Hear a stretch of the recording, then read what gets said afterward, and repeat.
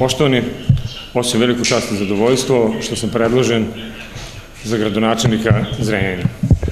Takođe, obaveze koje proističu iz ove kandidature za mene su izazov sa kojim sam spreman da se suočim. Predložio me Goran Knežević, njegov predlog podržalo je predsedništvo Srpske napredne stranke, a u potpunosti prihvatilo gradski odbor i odbornička grupa u Skupštini grada Zrenjanina.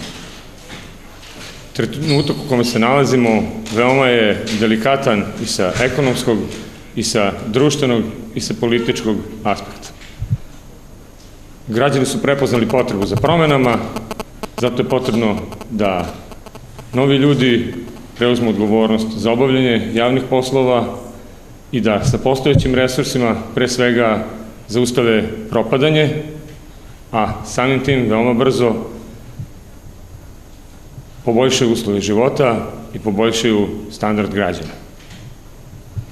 Nakon što budem izabran za gradonačelnika, nastavit ću prepoznatljivu politiku razvoja našeg grada koju je započeo Goran Knežević.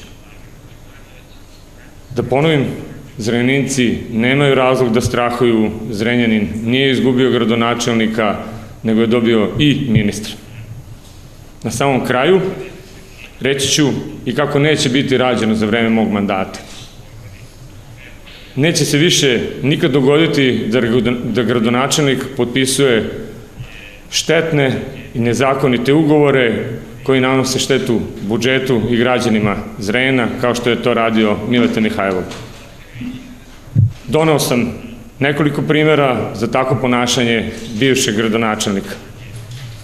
U pitanju su ugovori kojima je planirano nezakonito izvlačenje novca iz budžeta našeg grada. Zato molim medije da prouče ovog dokumenta i rasvetle ovako ponašanje bivše gradske vlasti. Skrenut ću vam pažnju na to da se radi o ugovorima grada sa preduzećima koje su ranije dugovala čak i milionske iznose gradu Zrenjaninu po osnovu neplaćene komunalne takse.